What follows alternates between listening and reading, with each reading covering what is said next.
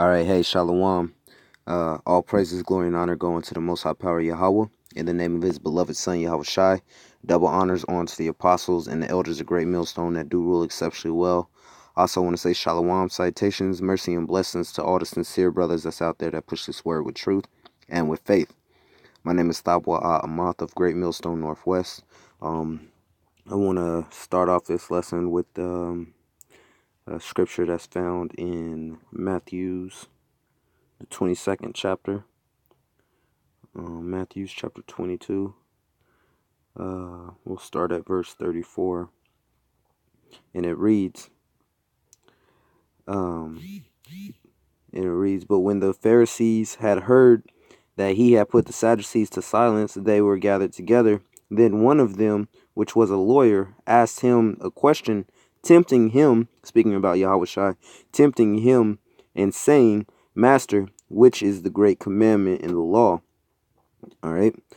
And Yahweh Shai said unto him, verse 37, Thou shalt love the Lord thy power with all thy heart and with all thy soul and with all thy mind. And we know this. We are fully aware that we must, go after the Most High. We got to follow the commandments of the Most High, and we have to love the Most High with everything that we have. All right. It says, This is the first and great commandment, and the second is like unto it. Thou shalt love thy neighbor as thyself. On these two commandments hang all the law and the prophets. All right.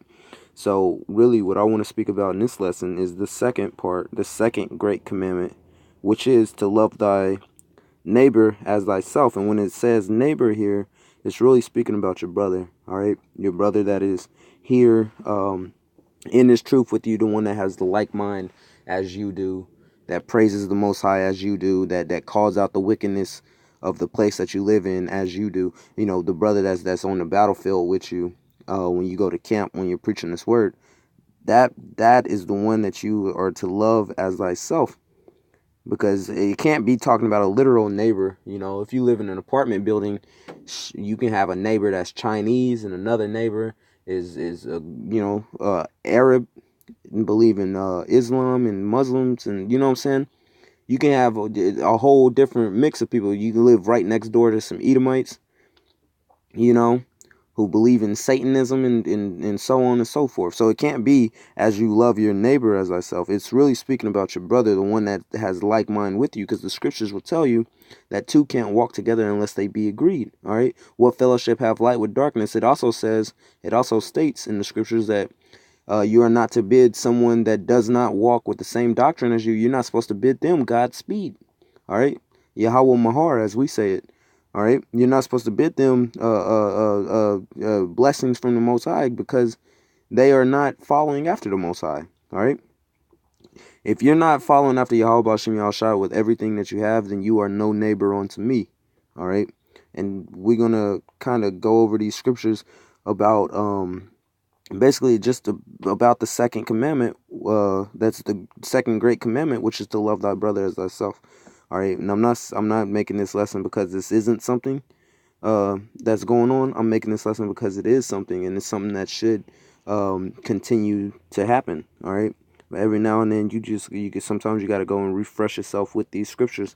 So hopefully with this lesson is just more of a refreshment for brothers to continue with brotherly love. All right, let's go to the book of Psalms. Actually, real quick before we do that, let's bring out some more scriptures here in the New Testament that supports loving thy brother as thyself. Let's first go to First Peter. First Peter chapter 2, verse 17, which reads, Honor all men, love the brotherhood, fear the Most High, honor the King. All right. Now, in this, Peter was listing off things, telling the brothers of things to keep them on the right track. But that's one of them. This is to honor all men, love the brotherhood, fear the Most High, and honor the King. All right. But loving the brotherhood and fearing the Most High is exactly what was outlined in those great commandments brought out in Matthew the 22nd chapter that Yahweh Shai said. All right, fearing the Most High is the same as loving Him with all thy heart, body, and soul. And then also loving the brotherhood means to love thy neighbor as thyself. All right. Now it does say honor all men. All right, but you got to take that into context, which is going to be situational. All right, some men are not worthy of honor, and that's just how it is, and that's how the scriptures lay it out. So you can't be going around like these so-called Christians do, where they're, no matter what, they're sitting there trying to give everybody a helping hand. Not everybody deserves to be helped, man. Not everybody deserves to have your mercy upon them. All right. Some people are absolutely wicked and jacked up. Take case in point, the Edomites, all right, the so-called white men. They are a nation of wicked men. So are you to honor them? No. All right. Let me grab another one real quick. This is First John. Since we're right here, let's go ahead and get First John, chapter 1, and start at verse 5, which reads, "This then is the message which we have heard of him," speaking about Yahushai, okay, "which we have heard of Yahushai, and declare unto you that the Most High is light, and in him is no darkness at all. If we say that we have fellowship with him and walk in darkness, we lie and do not the truth." Salakia, this First John, maybe it was supposed to be Second John. Salakia, let's Second John. Maybe it's Second John that I'm thinking of. So Salak, bear with me, Bobakasha. 2 John 1 and 5. Yeah, Salak. So this is really where I wanted to be. 2 John, not First John. 2 John chapter 1, verse 5. It says, "And now I beseech thee, lady, not as though I write a new commandment unto thee, but that which we have had from the beginning." All right, because this commandment was given unto us from the very beginning, since the moment Israel was given the law, statutes, and commandments. This has been one of the commandments. We're speaking about loving thy brother as thyself, of course. It says, "Not though I write a new commandment unto thee, but that which we had from the beginning, that we love one another." All right, which love is an action. It's actually going to speak about it. Verse 6, "And this is love, that we walk after his commandments. This is the commandment that ye have heard from the beginning, you should walk in it." All right, so love is walking after the commandments of the Most High. All right, loving thy brother as thyself means you are following the commandments with your brother as you would with yourself, man. You are actually taking care of your brother as you would take care of yourself. If he hungers and you have a necessity to be able to feed him, you would do that. If he needs a place to be able to sleep, you will provide him with the area for him to be able to lay his head down. If you have the means to be able to do so, of course. Not putting yourself in any type of jeopardy or anything, but we're supposed to be here to be able to help our brothers as well. It's not a solo fight. Yes, we are working out our own salvation, but this is a team-based effort, man. All right, that's why we get so upset with men that are teaching wrongfully or that are leading the flock astray. We get so upset with them because they are not doing. They're not trying to be a part of the body. We're all different members, but we're all one body. And we need to be one body, and that body being of Yahweh Ba'Shem Yahushai. Speaking of Yahushai specifically, us being that body, we need to be on one accord with one another, so that way we can dwell together, man. With unity, because really that's what it comes down to, is dwelling together in unity. Matter of fact, since I said that, let's grab this in Psalms. All right, because like I said, this is written to us from the very beginning, is that we are supposed to love each other as ourselves, man. We're supposed to actually show genuine brotherly love one towards another. We're not supposed to be at strife with one another, man. All right, this is Psalms chapter 133. It's only got 3 verses in it, so I'm gonna read the whole thing. Psalms 133, starting at verse 1, a song of degrees of David. "Behold, how good and how pleasant is it for brethren to dwell together in unity." All right, how good and pleasant is it for brethren to dwell together in unity, meaning that you are breaking bread together with each other, but you are of one mindset. As Yahushua have said that he has the same mind as his father Yahweh, we are likewise supposed to have that same type of mindset, man. All right, we're supposed to be striving to keep each other in check with that same mindset, as it is written, "Iron sharpeneth iron." All right, so brothers are going to get on other brothers sometimes. If one brother is not doing, He's not performing up to par as he's supposed to in this truth.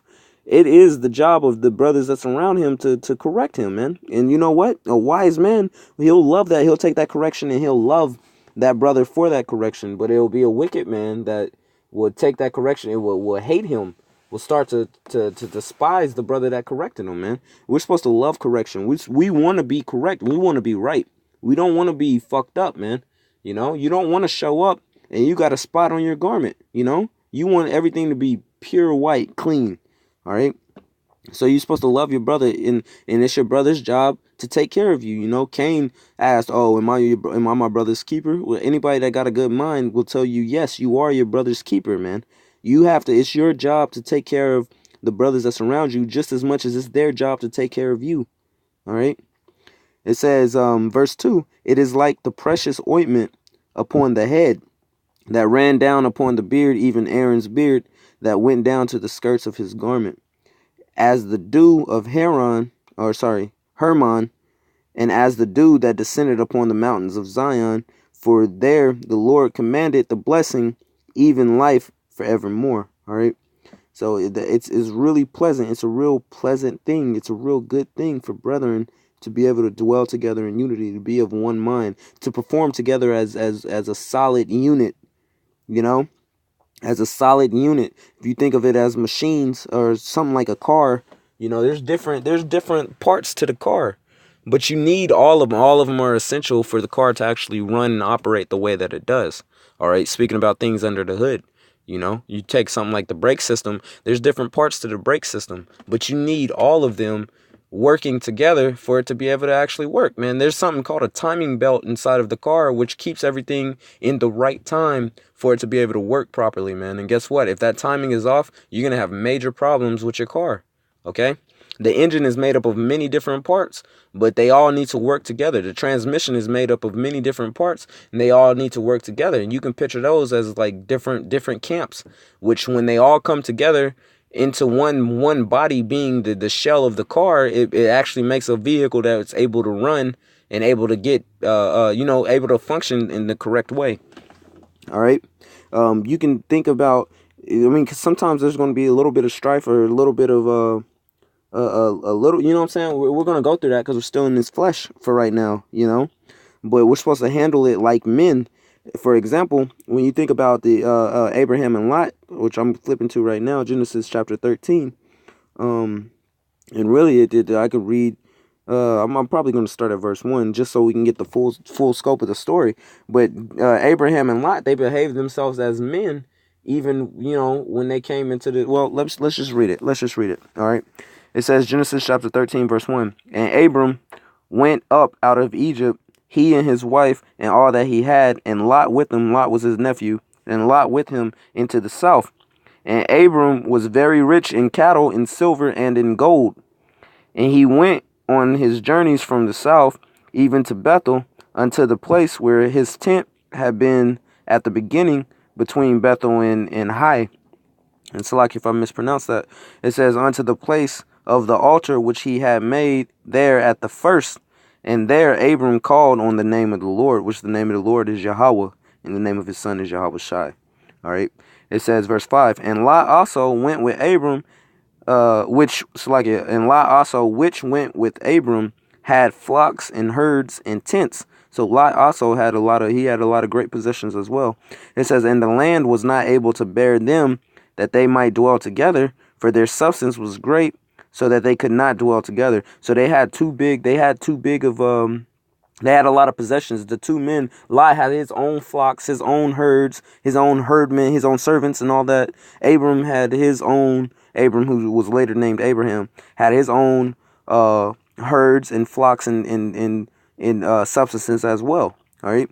So it was coming to a point where they didn't have enough room for everybody to be able to dwell peaceably. All right. So let's see how they handled that. All right. Verse 7. And there was a strife between the herdmen of Abram's cattle and the herdmen of Lot's cattle, and the Canaanite and the Perizzite dwelled there in the land. So they had these other nations that was dwelling in that land. Not to mention their herdsmen were starting to beef with each other, over their work or whatever. It says, verse 8, and Abram said unto Lot, let there be no strife, I pray thee, between me and thee, and between my herdmen and thy herdmen, for we are brethren. All right. So because they were actually brethren, Abram seen Lot as a like-minded brother that was, serving the Lord just as he was. He proposed. He said, look, let there not be any strife between us. And you gotta be able to take a step back sometimes and be able to notice that too. If it's coming where you can feel tension building up between you and another brother, you have to be man enough to actually go and talk to that brother and tell that brother, look, man, hey, let's not have any strife between us and let's work this out. Because that's exactly what Abram said to Lot. He said, look, let there not be no strife between us and let's work this out because we are brethren. So that's the example that you got to put forth and follow after. Verse 9, is not the whole land before thee? Separate thyself, I pray thee, from me. If thou wilt take the left hand, then I will go to the right, or if thou depart to the right hand, then I will go to the left. So it's the same. We got to figure out some type of way to work with brothers as well. Brothers might be in a situation where they gotta accomplish some type of task together, and one brother wants to do it one way, and another brother wants to do it the other way.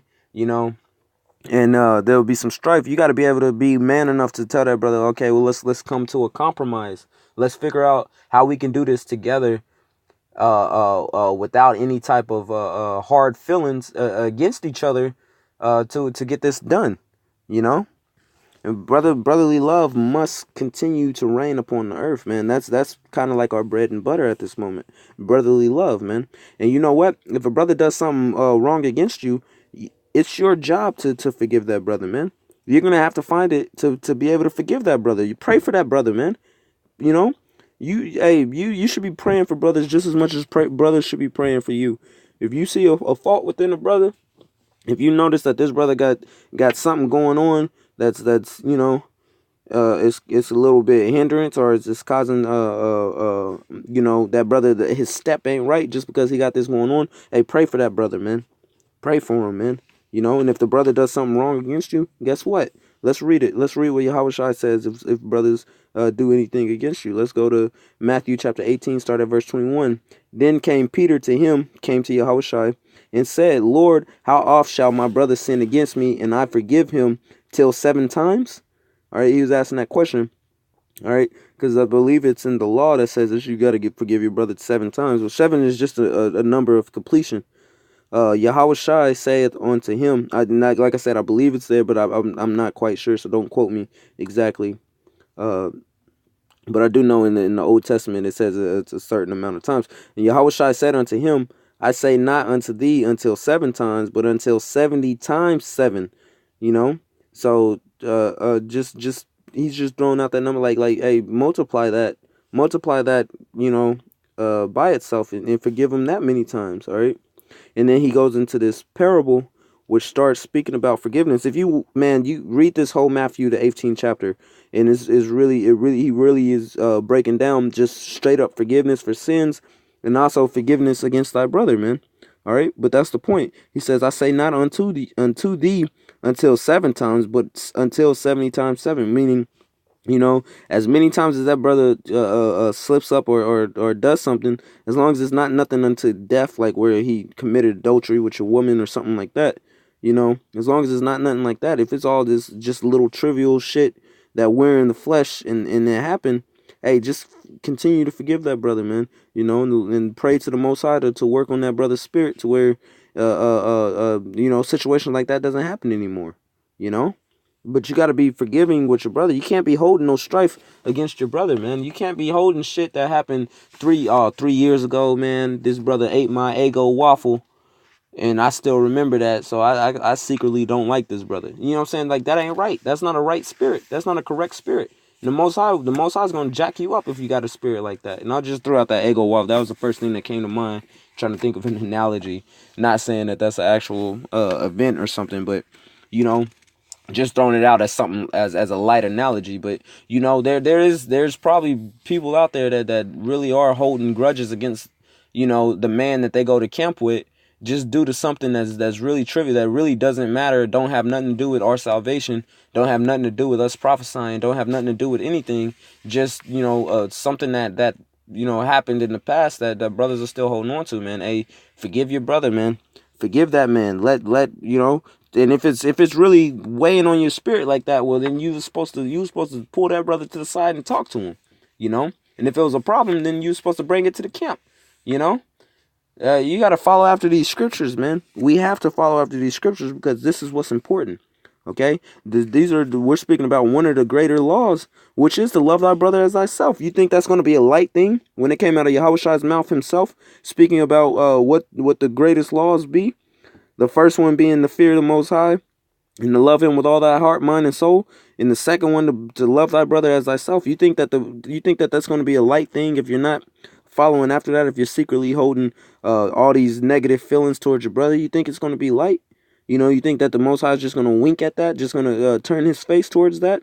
Nah, man, that's something that will have you standing here on the soils of Babylon while the missiles is going off, and your brother is up in the clouds on the chariot watching it happen. You know, that's something though that's a thing that can cost you your ticket to salvation, man. So it's deadly important. Last scripture I'm gonna grab, Hebrews chapter 13 verse 1. It says, "Let brotherly love continue." And that's basically the point. You just have to continue in brotherly love, man. We're all human. We all make mistakes. None of us are without sin. We all fall short of the glory, but we're supposed to be here working towards perfection. And if this is just one more little thing that you can cut out to where it's not something holding you back, well, then you'll be the better man for it. So just put more of an effort towards actually treating the brothers right and loving thy brother as thyself. All right, but that's pretty much all I had. That's pretty much all I wanted to say. So, Lord willing, that message was received. Again, all praises, glory, and honor will go unto the Most High Power, Yahweh Ba'Shem Yahushai. Double honors unto the apostles and the elders of Great Millstone. And shalom, citations, mercy, and blessings to you sincere brothers out there pushing this word with truth and with faith, man. Until next time, brethren, shalom.